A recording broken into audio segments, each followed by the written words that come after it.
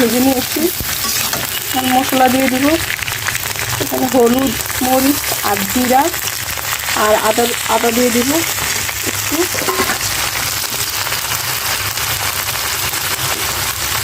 মশলাটা একটু কষিয়ে নিচ্ছি।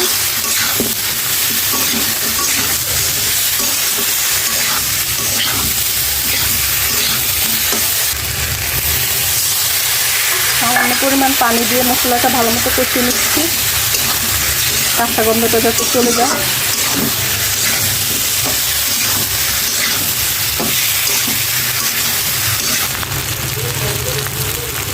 মশলাটা সুন্দরভাবে কষিয়ে নিয়েছি, এখন ঝোলের জন্য পানি দিয়ে দিচ্ছি।